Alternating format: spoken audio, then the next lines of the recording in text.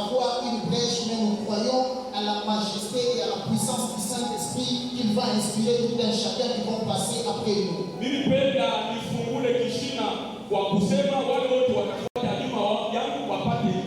Alors je voudrais dire en quelques minutes seulement, et puis on va prier. Apocalypse 4, les versets premiers. Si ça ne vous dérange pas, on peut honorer la parole de Dieu.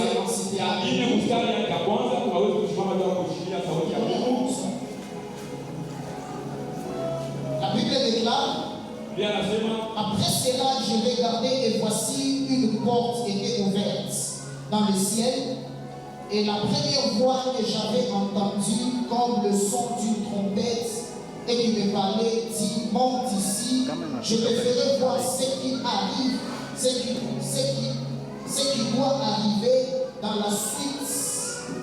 Aussitôt je vis la vie en esprit. Voici, il y avait un trône dans le ciel, et sur ce trône, quelqu'un était assis. Amen. On peut s'arrêter par là, on peut se rasseoir. Nous allons lire. En fait, c'est un bon pain. Le thème dit ceci: monte ici. Alléluia. Je vais commencer par vous expliquer.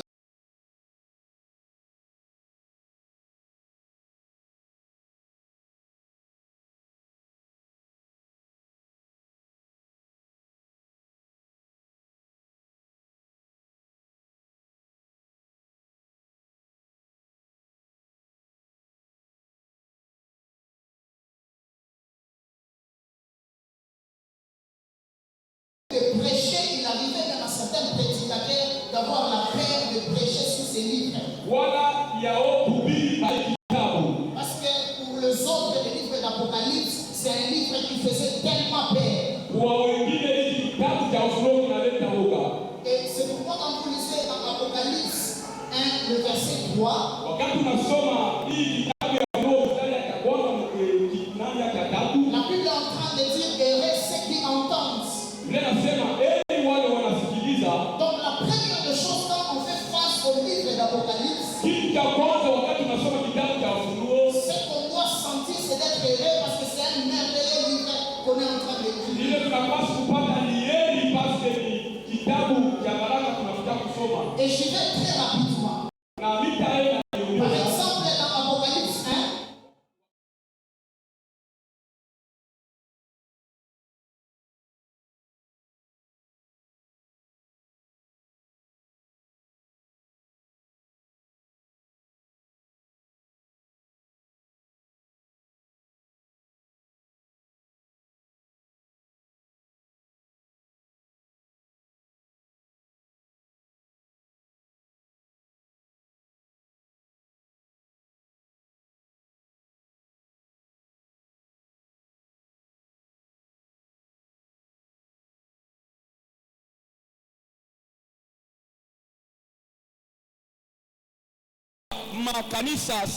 et bien évidemment, nous sommes dans la toute dernière église qu'on appelle l'église de la Odyssée. Sasa sisi tunajikuta mukanisa ya mwisho, kanisa la Odisea.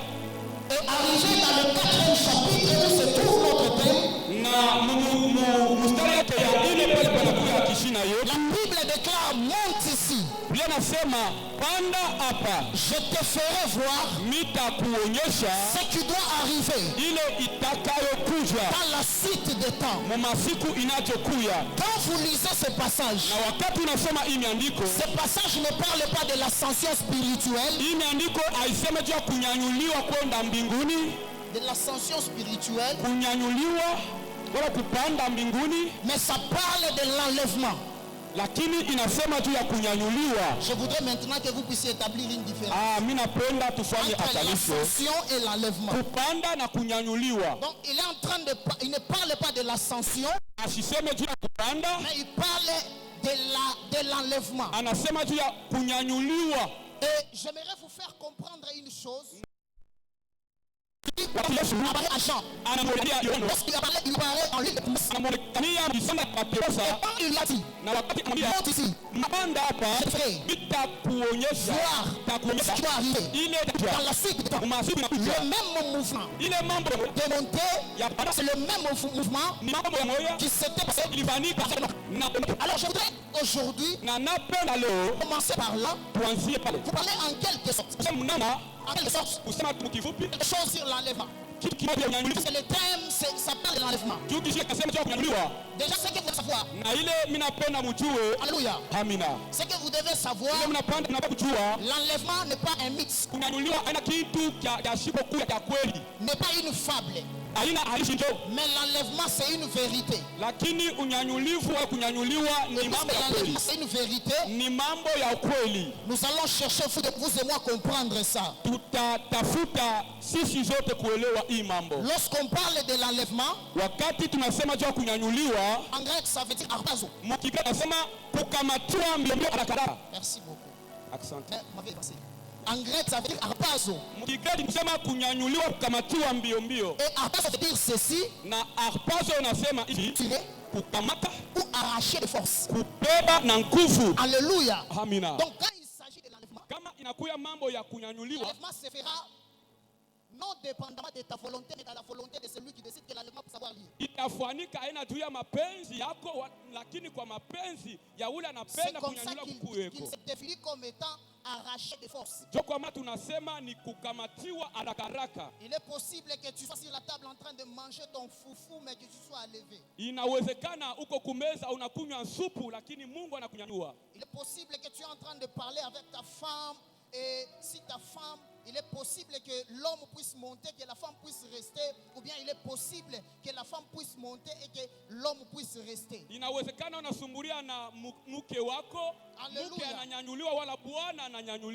je voudrais vous faire comprendre que l'enlèvement n'est pas un récit imaginaire,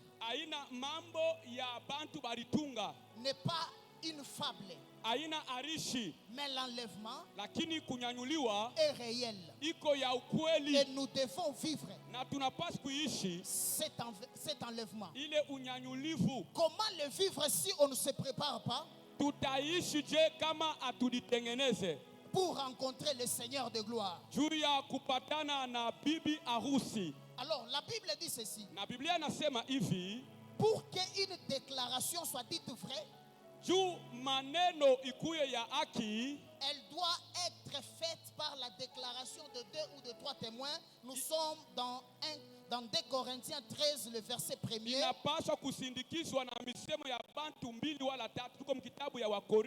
Nous sommes dans 2 Corinthiens 13, le verset 1er.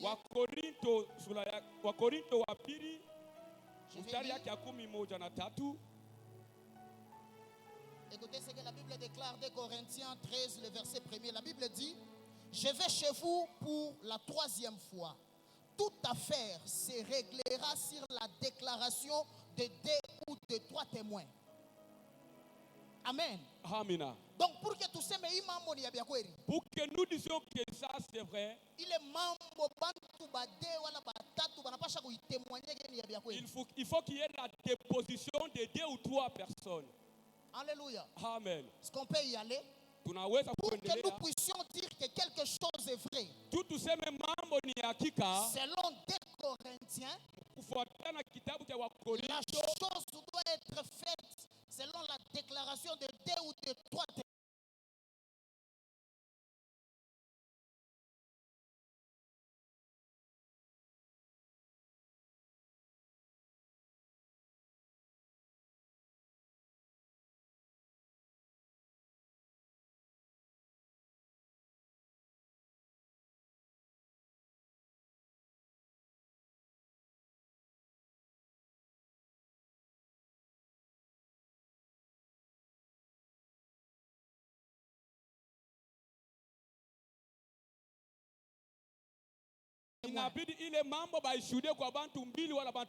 Première déclaration ou bien premier témoin, c'est la déclaration de Jésus-Christ lui-même.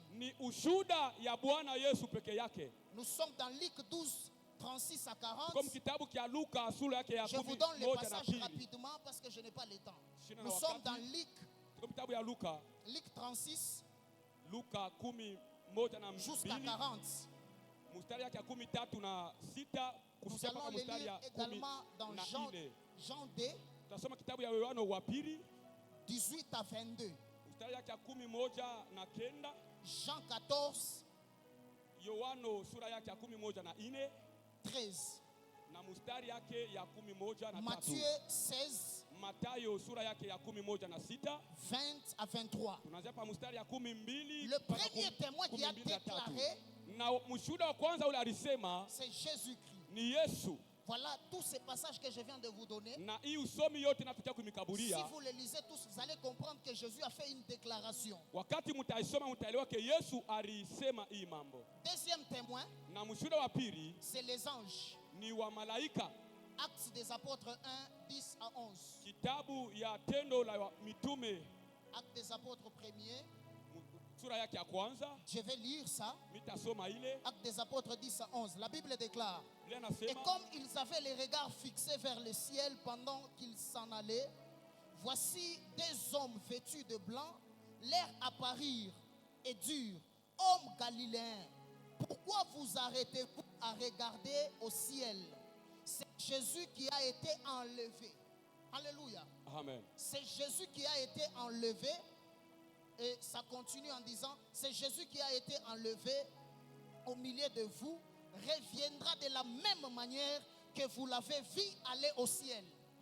Deuxième témoin, les anges ont déclaré que Jésus a été enlevé et Jésus va revenir. On peut y aller. Troisième témoin, je vais rapidement, je vais clôturer.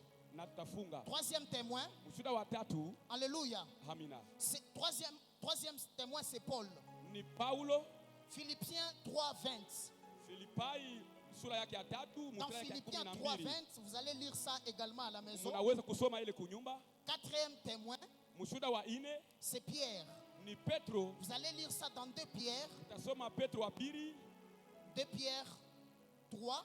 Petro wa pili sura yake ya 3. À partir du premier verset. Kuanzia pa mstari ya kwanza. Deuxième verset. Ya pili. Vous prenez le 8e verset. Munasoma ya 9. Ainsi que le 10e verset. Na mstari ya 10. Alléluia. Amina. Alors, écoutez bien aimés dans le Seigneur. Munisikilize wanduku. Les messages sur l'enlèvement mujumbe pa kunyanyuliwa sont des messages que l'église doit chercher à entendre pendant ces temps. Ni mafundisho kanisa yanapaswa kuelewa hii wakati.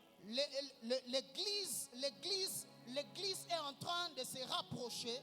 Kanisa inakaribia petit à petit pole pole au retour de notre Seigneur Jésus-Christ. Kukurudi kwa Bwana wetu Yesu Kristo. Et le message de l'enlèvement na mujumbe ya kunyanyuliwa doivent être inapaswa des messages inapaswa kuwa mujumbe que l'église ile kanisa doit ardemment désirer écouter. Kanisa inapaswa kutamani na kusikiliza. J'aimerais dire à quelqu'un, napenda kuambia mtu moja, bien-aimé dans le Seigneur, mpendo katika Yesu, l'enlèvement aura lieu. Kunyanyuliwa kutakuyako. L'enlèvement n'est pas une fausse histoire. Kunyanyuliwa haina arishi ya ongo. L'enlèvement c'est une histoire vraie. Kunyanyuliwa ni mambo ya kweli. Et si tu rates l'enlèvement, na kama unakosa kunyanyuliwa, tu ne rateras point l'enfer. Weye hautakosa kwenda mukeena. C'est pourquoi la chose à faire, kwa maana kitu cha kufanya, pendant que tu as le temps, wakati ungali na wakati, pendant que nous avions encore le temps, wakati tungali na wakati, c'est le temps pour nous, ni wakati kwetu, d'arranger notre vie, ya kutengeneza maisha yetu, d'appartenir correctement à Christ. Ya kumwelekea Yesu mwaki na ukweli. J'aimerais finir en vous donnant une illustration. Minapenda kuisha kumpatia mfano moja. Mon illustration est comme ça. Mfano yangu iko hivi. Comment s'est passé le mariage en Israël? Ndoa ilianza kufanyika je mu nchi ya Israeli? En Israël, le mariage s'est passé comme ça. Mu Israeli ndoa ilianza kufanyika hivi. Un jeune homme va venir. Kijana atakaribia. Il va aller dans sa belle famille. Na ataenda mu kizazi kia mke wake. Et quand il arrive dans sa belle famille, na wakati atafika mwile kizazi, il verse la dot. Anapeleka mari. Et quand il va verser la dot, na wakati anapeleka mari, il va repartir. Na atarudia. Il va dire à sa femme, je m'en vais. Anamulaka bibi yake kusema mimi narudi. Préparer les cadres où tu dois habiter. na kutengeneza fazi anapasha kuikala. Alors le jeune homme est parti. Na wakati ataenda, il prépare les cadres, anatengeneza fazi, il prépare la maison, anatengeneza nyumba, il prépare tout. Anatengeneza vitu vyote. Et quand il fait revenir prendre sa femme, na wakati atakuwa kuchukua mke wake, il ne va pas la signaler que je viens te prendre. Asitamwambia siku ya yeye kwa kumubeba. Il se prépare seulement, ataditengeneza tu, et il va prendre sa femme. Na akaenda kumubeba bibi. Et lorsqu'il arrive, na wakati atafika, il trouve sa femme qui n'est pas prête. Anakuta bibi yake ashina tayari. Il va la laisser, atamwacha et puis partir. Na anarudia. Mais il avait déjà versé la dot. Lakini yeye asikupeleka mari. Il est parti, il a arrangé l'endroit, anatengeneza fazi, la maison, nyumba. Mais quand il vient pour prendre la femme, wakati atakuwa kuchukua bibi, il ne signalait pas. Asikwazi kulaka. Et lorsqu'il arrive, na wakati anafika, si la femme n'est pas prête, kama bibi ashina tayari, il la laisse, anamwacha, et puis il part. Na anarudia. Ça signifie quoi? Ni kusema nini? Ça stupéfie simplement l'image de notre Seigneur Jésus-Christ. Inaonesha tu picha ya Bwana wetu Yesu Kristo. Notre Seigneur Jésus-Christ, Bwana wetu Yesu, il est venu alikuja au prix de sa vie. Alitoa maisha yake. Il nous a rachetés. Anatukomboa. Il est parti au ciel. Anaenda mbinguni. Préparer une place pour nous. Kutengeneza fazi juu yetu. Et à son retour, na kurudi kwake, il ne va pas nous signaler. Asitatuambia siku atakuja. Et quand il viendra, na wakati atarudia, lorsque tu n'es pas prêt, wakati hauna tayari, tu vas rester. Utabakia. Et ceux qui seront prêts na wale watakuwa tayari seront enlevés avec lui. Watanyanyuliwa pamoja naye. Je vais dire à quelqu'un, napenda kuambia mtu mmoja, Jésus est l'époux, Yesu ni toi Bwana, tu es l'épouse. wewe uko bibi. Et il a déjà payé ta dot. Asa kupeleka mali yako. Il a déjà payé ta vie. Il est parti se préparer au ciel. Anaenda kutengeneza fazi kumbingu. Et quand il va venir, na wakati atarudia, il ne va pas te signaler. Asitakwambia siku atarudia. Il est presque temps iko wakati que tu arranges ta vie. ya kutengeneza maisha yako. La Bible déclare, Biblia inasema, ni les anges, wala wa malaika, ni qui que ce soit, wala mtu wowote, ne sait ni l'heure, hakuna mtu anajua wakati, ni le moment, wala saa. Mais il est possible, lakini inawezekana, qu'après ce culte, kisha hii que Jésus puisse revenir. Yesu arudie. Es-tu prêt d'y aller au ciel? Wewe uko tayari ya kwenda mbinguni? Es-tu prêt d'y aller au ciel? Uko tayari ya kwenda mbinguni? Il vient du ciel à la terre pour me sauver, de la croix à la terre, payer ma dette, de la croix à la tombe, de la tombe vers le ciel. Seigneur, j'élève ton nom. Come on. Il vient du ciel à la terre pour me sauver, de la terre à la croix, payer ma dette, de la croix à la tombe, de la tombe vers le ciel. Seigneur, j'élève ton nom. Écoute. Sikiliza. J'aimerais faire un appel. Napenda kufanya mwito. Tu es ici en ce lieu. Uko pa nafasi hapa. Tu n'as jamais reçu Jésus-Christ hauyampokea Yesu comme ton Seigneur et ton Sauveur. kuya Bwana na Mwokozi wa maisha yako. Tiens-toi debout. Simama yulu. C'est une opportunité pour toi. Ni bahati Mungu anakupatia d'appartenir à cet homme ya kumwelekea huyu mtu qui est parti ule alienda mais qui revient bientôt. Na eko narudia. Quand on nous dit Jésus revient bientôt, na wakati Yesu atarudia hapa sasa, ce n'est pas un slogan. Haina lalamiko ya ovyo ovyo. Ce n'est pas un slogan. Haina lalamiko ya ovyo ovyo. C'est une vérité. Lakini ni ukweli. Si tu es là rapidement, kama uko pale kwa mbio mbio, tu n'as jamais reçu Jésus comme ton Seigneur et ton Sauveur. Hauyamwamini Yesu kuya Bwana na Mwokozi wa maisha yako. Si tu rates le ciel, kama unakosa mbinguni, tu iras en enfer. Utenda voici une opportunité pour toi bahati yoyi Mungu anakupatia d'appartenir à une armée puissante qui s'élève au temps de la fin. Ya kuelekea jeshi kubwa ya wakati ya mwisho. N'aie pas honte. Usikwe na aya. Nous sommes dans un culte purement évangélique. Tuko mu ibada ya kutangaza injili. Si Jésus comme ton Seigneur et ton Sauveur, tiens-toi debout rapidement. Shimama yulu kama huyampokea Yesu kuya Bwana na Mwokozi wa maisha yako. Haina mambo haya. C'est pas quelque chose d'avoir honte.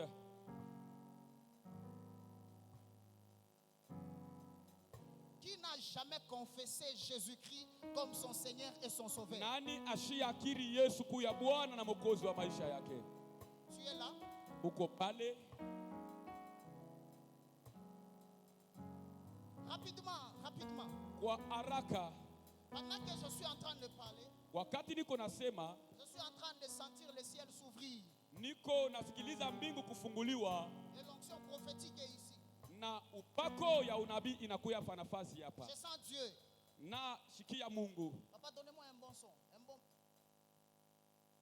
Tu n'as jamais reçu Jésus comme ton Seigneur et ton Sauveur. Tiens-toi debout rapidement. Je dois faire d'abord ça. Pourquoi tu es ici, tu n'as jamais reçu Jésus comme ton Seigneur et ton Sauveur personnel. Tiens-toi debout vite, n'aie pas honte de quelqu'un. Celui qui aura honte de moi,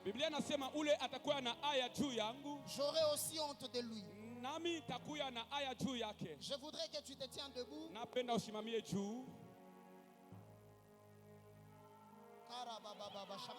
Mon frère avance.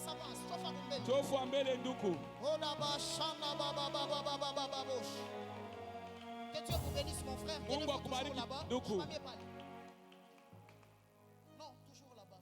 Tenez-vous là-bas. Qui d'autre? Regarde ici, devant.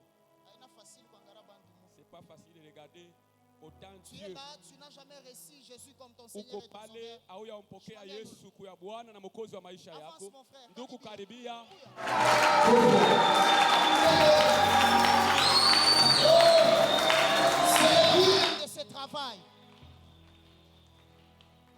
C'est le but même de ce travail. Tu es là, n'aie pas honte. Tu n'as jamais donné ta vie à Christ. Mais tu pars à l'église quand même. Aller à l'église et croire en Jésus comme ton Seigneur et Sauveur, c'est deux choses différentes.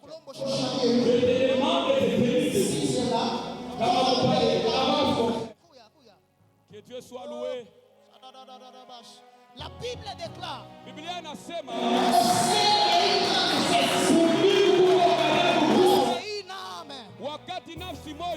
Lorsque une âme seulement arrive à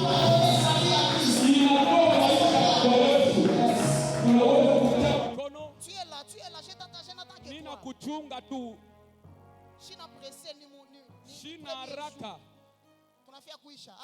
Nous voulons achever ou terminer. Tu n'as jamais reçu Jésus comme ton Seigneur et Sauveur. Viens vite, ne combats pas avec ton cœur, tu es hésitant. On peut se mettre à genoux. Tunaweza kupika J'insiste encore. Tu es là, tu n'as jamais reçu Jésus-Christ comme ton Seigneur et ton Sauveur. C'est une opportunité qui t'est donnée. Merci mon frère. Asante nduku, asante nduku. Qui d'autre? Nani mwingine? Venez maman. Wow. Kuja mama. Glory to God. Glory to Jesus. Venez maman.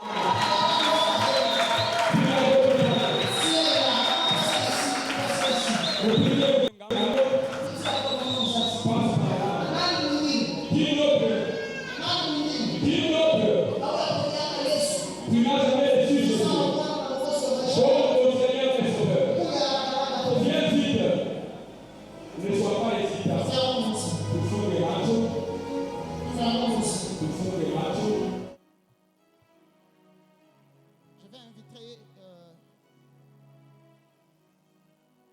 avec l'autorisation du prophète Daniel, je vais inviter papa. Papa, s'il vous plaît, vous pouvez venir. Papa Monga.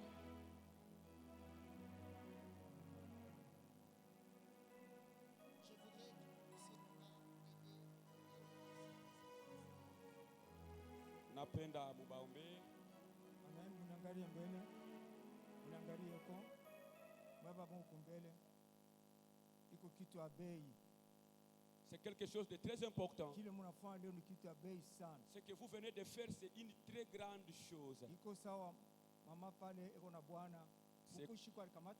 comme la maman, elle est mariée. Il y a un jour qu'elle a accepté son mari comme son époux pour vivre jusqu'à la mort. Et même que vous avez reçu Jésus dans mon cœur, le recevoir comme Seigneur et Sauveur, je vais parler. Et vous allez aussi répéter ce que papa va dire. Ce que papa va dire, vous allez le répéter. Bwana Yesu, nakupigia asante siku ya leo, siku ya wokovu. Nishika neno lako. Na mimi natubu dhambi yangu. Ninapenda unihurumie. Unihurumie madhambi yangu yote.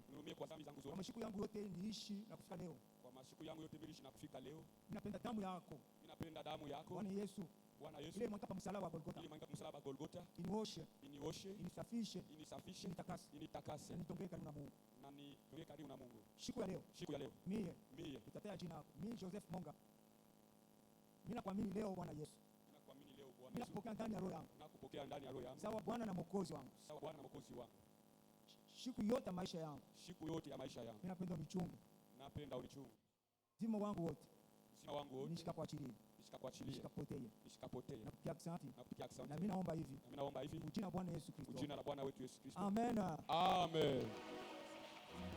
Est-ce qu'on peut acclamer pour Jésus? Protocole venez.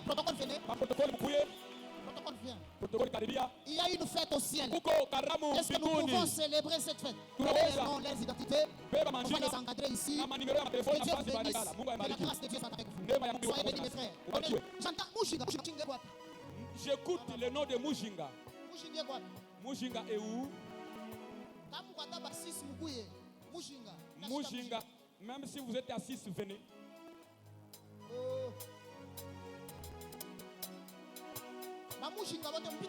Rapidement, je libère quelques messages et puis je passe le micro.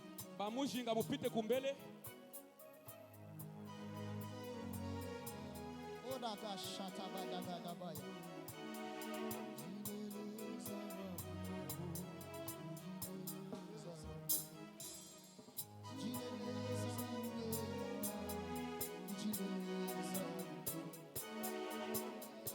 Vous vous appelez, vous tous, de Mujinga.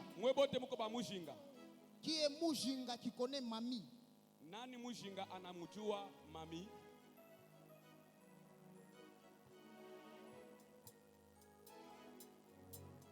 Qui est la Mujinga qui connaît Mami? Mujinga kani eko hapa anamujua Mami. C'est vous? Les autres vous pouvez rentrer. Avancez un peu ici. Pasteur, tenez-vous debout. Dieu vous bénisse.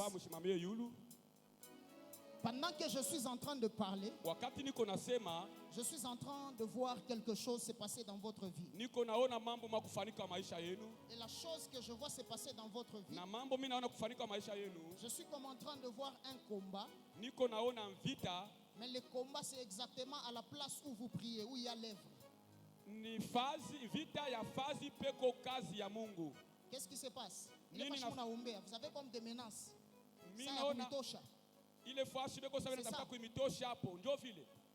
Pendant que je vous regarde là, l'Esprit de Dieu me dit de vous dire que Mungu wa mbingu, que le Dieu des cieux accepte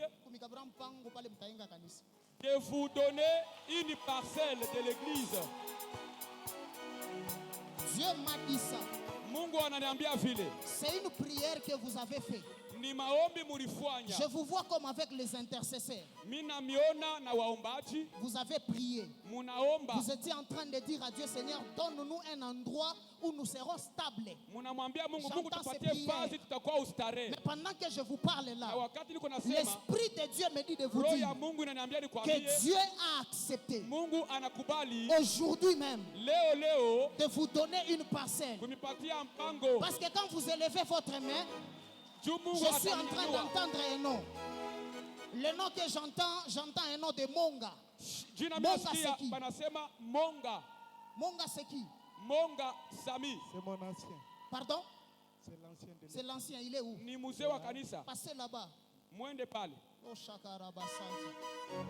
que pendant que je suis en train de parler, quand vous levez votre main, je vois dans votre main, il y a un nom de Monga qui sort. Et le Seigneur est en train de me dire ceci.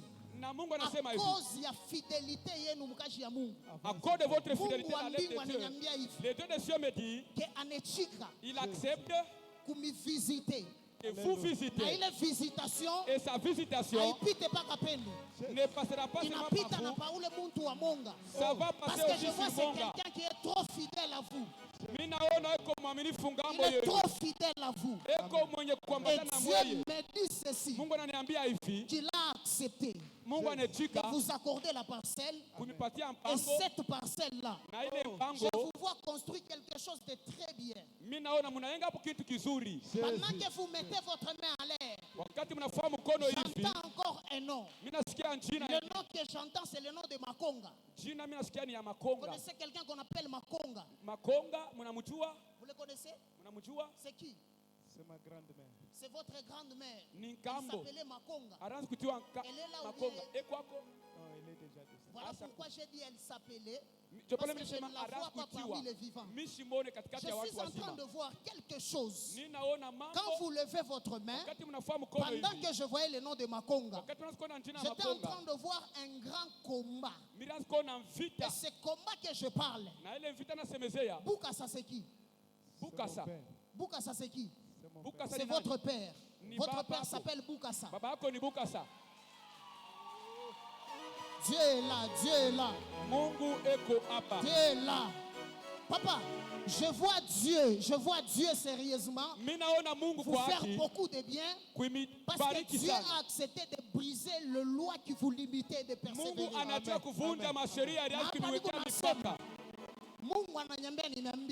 Dieu me dit de vous dire vous allez vivre une grande visitation. Amen. Vous verrez une grande visitation de Dieu. Vous pouvez passer le micro à Monga.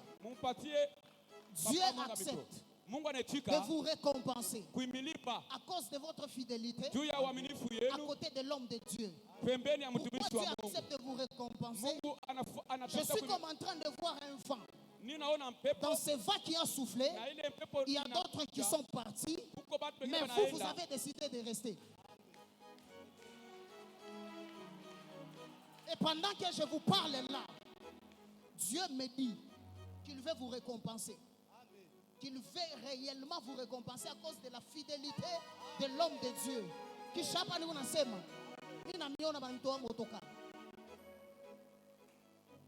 Je le vois clairement qu'on vous offre un véhicule. Et le véhicule qu'on vous offre, il y a quelqu'un qu'on est en train d'appeler du nom de Choudel. Choudel, c'est qui? C'est une femme pour qui vous priez. Vous avez prié pour elle. Je suis en train de voir, mon Dieu. Oh, le ciel est ouvert. Bingu Iguazi. Le ciel est ouvert. On vient d'inaugurer une soirée prophétique. Je vais descendre. On vient d'inaugurer une soirée prophétique en ce lieu. Dis à ton voisin que demain on va monter. Demain on va monter. Je vois Dieu visiter Choudel et Dieu va visiter comme entourage. Le même problème. Je vois Dieu vous rendre tellement stable parce que la saison vient d'arriver où Dieu aimerait vous faire du bien et beaucoup de gens vont regretter de vous avoir quitté. Que Dieu vous bénisse abondamment. Maman, vous vous appelez Mujinga. Mamie, c'est qui? Pardon? C'est votre grande sœur. Rachel, c'est qui? Rachel aussi ni dadako. Mamie ni dadako, Rachel na dadako. Hapa tunasema mimi na Manjina, mimi na Rachel, mimi na Mami. Shikafi Mungu ananiambia kia ustakufa. Parce que mimi naona buloji bumoya. Na bule buloji mishipone kutoka Mkolwezi. Je vois une sorcellerie qui quitte comme du côté de Kambov, mais qui est en train de vous combattre. Et pendant que je suis en train de parler, le Saint-Esprit me dit de vous dire que vous n'allez pas mourir. Amen. Dieu me dit, je déclare aussi ça sur toi que tu ne vas pas mourir. Tu ne vas pas mourir. Hapa nunasema Pendant que je parle, Alpho. J'entends le nom d'Alpho.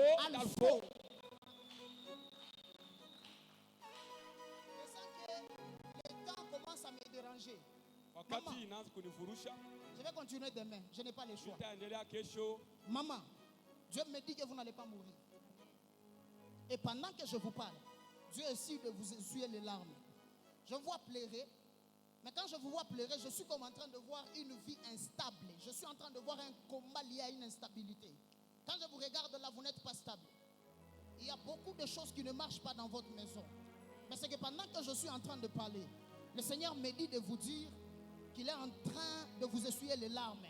Non seulement qu'il vous essuie les larmes, mais c'est qu'il accepte de briser un esprit de mort. Parce que je suis comme en train de voir comme un vent de la mort se répéter dans la famille.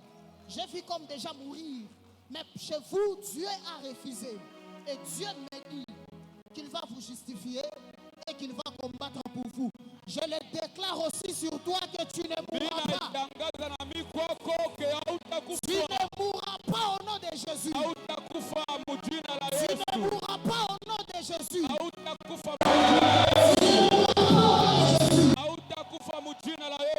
Demain, je vais commencer par quelqu'un qu'on appelle une parole.